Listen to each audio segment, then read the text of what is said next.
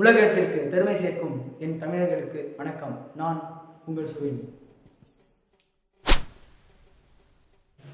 இப்போதைக்கு நம் உலகத்தில் நம்மளை ஆட்டி படைச்சிட்டு இருக்கிறது பாடல்களும் கவிதைகளும் தான். அந்த பாடல்களும் கவிதைகளும் இல்லாட்டி நாம் நிம்மதியாக இருப்போமான்னு கேட்டால் அது ஒரு பெரிய சந்தேகம்னு நான் சொல்லுவேன். அப்படிப்பட்ட நமது மனதில் பெரிய தாக்கத்தை உருவாக்கியிருக்க பாடல்களையும் அதற்கு உண்டான கவிதைகளையும் இந்த வீடியோவில் பார்ப்போம். வாங்க வீடியோக்குள்ள போகலாம். அப்படிப்பட்ட பெருமை வாய்ந்த கவிதைகளையும் பாடல்களையும் படைத்த கவிஞர்கள் எனக்கு பிடித்தவங்க நிறைய பேர் இருக்காங்க. ஒரு எடுத்துக்காட்டுக்கு சொன்னோன்னா கண்ணதாசன், பாரதிதாசன் அவரது சிஷியன் பாரதிதாசன், நமது உள்ளத்தை பறித்த வைரமுத்து. இவர் இப்படி நம்ம சொல்லிக்கிட்டே போகலாம். அவ்வளோ நிறைய கவிஞர்கள் இருக்காங்க உலகத்தில். அவங்கள மாதிரி கவிஞர்கள் எனக்கு ரொம்ப பிடிக்கும். அவங்க எழுதுகிற வரிகள் என் மனதை இழுக்கிறது. ஏன்னா அவ்வளவு அழகான, துல்லியமான, அவ்வளோ அர்த்தம் வாய்ந்த, உலகத்திற்கு புரட்சி அளிக்கக்கூடிய வரிகள் அவர்கள் எழுதியிருக்கிறார்கள். இப்போலாம் யாரும் அந்த பாட்டோட அர்த்தத்தை ஆழ்ந்த அர்த்தத்தை யாரும் புரிஞ்சுக்கிறது இல்லை.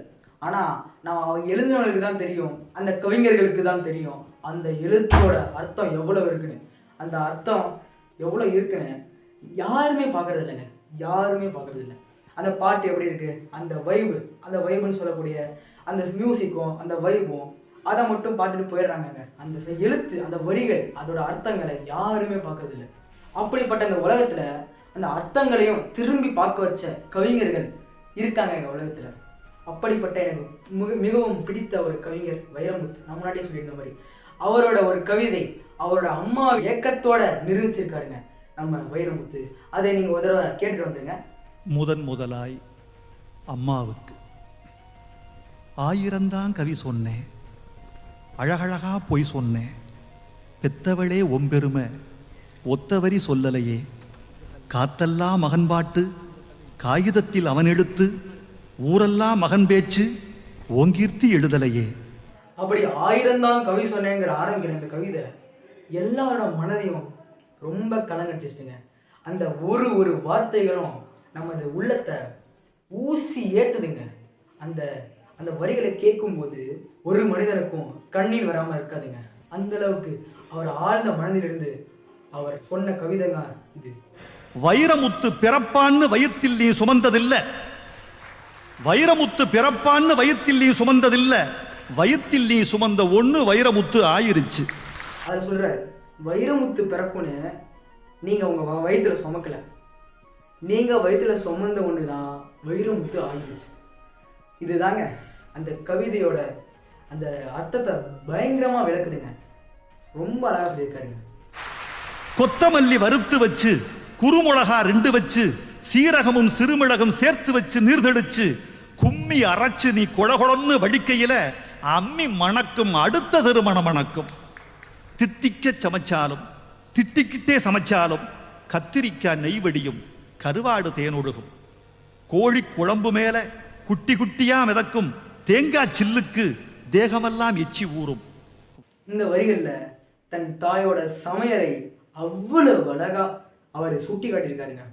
அந்த வாக்கியங்களை சொல்லும்போது நம்மளை அறியாமலே நம் வாயிலை எச்சி ஊறுவதை நாம் அறிய முடியுங்க. அதுலேயும் முக்கியமாக சொல்லுவார் பார்த்தீங்களா, கோழி குழம்புல தேங்காய் சில்லு மிதக்குமே, அதை தின்னணும்னு நினச்சா தேகமெல்லாம் எச்சி ஊறும். அதுதாங்க வைகையில ஊர்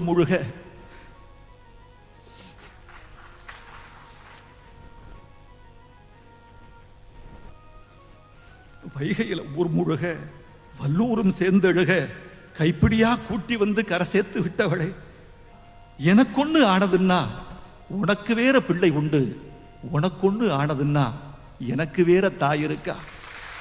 இறுதியில் அவர் சொன்ன வார்த்தைகள் நம்மளை அறியாமலேயே நம் கண்ணில் அருவி வடிய செய்யுது. என்ன நீங்கள் பார்த்தீங்கன்னா, வைகையில் ஊர் முழுக, வைகையில் வெள்ளம் மதுரை மூழ்கிச்சு, கைப்பிடியா கரை சேர்த்து விட்டவளே, எனக்கொன்று ஆனதுன்னா உனக்கு வேற பிள்ளை உண்டு, ஆனால் உனக்கொன்று ஆனதுன்னா எனக்கு வேற தாய் இருக்கா. அந்த வாக்கியம் அவர் சொன்ன உடனே அந்த முழு அரங்கமே அமைதியாக கண்ணீர் விட்டதுங்க. நம்ம கலைஞர் கருணாநிதி அவர்களும் அந்த வாக்கியங்களை கேட்டு கண்ணீர் விட்டாருங்க. அந்த அளவுக்கு ஆழ்ந்த பாசம் அவர் தாய் மீது அவர் வைத்திருந்தார். இதுதான் வைரமுத்து எழுதினதிலேயே எனக்கு பிடித்த கவிதை என்று நான் சொல்வேன். ஏன்னா இதில் வந்து பிரிச்சிருக்காருங்க.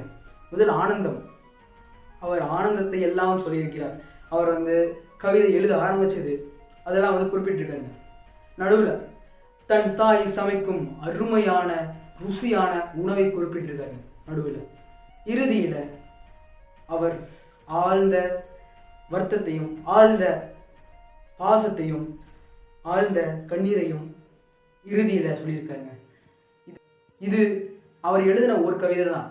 இதை மாதிரி பல கவிதை அவர் எழுதியிருக்காருங்க. இதனால தான் எனக்கு வைரமுத்து மிகவும் பிடித்த கவிஞர் என்று நான் சொல்கிறேன். அவ்வளோதான் இந்த வீடியோ உங்களுக்கு பிடிச்சிருந்துச்சுன்னா லைக் பண்ணுங்கள், ஷேர் பண்ணுங்கள், சப்ஸ்கிரைப் பண்ணுங்கள். உங்களுக்கு தமிழர் கவிதைகள் மிகவும் பிடிக்கும்னா, அது வைரமுத்து மிகவும் பிடிக்கும்னா காமெண்ட்டில் 4 வார்த்தை எழுதி விட்டு நீங்கள் பாட்டுக்கு போங்க. அவ்வளோதான், நான் கிளம்ப வேண்டிய நேரம் வந்துருச்சு. Tata, bye bye.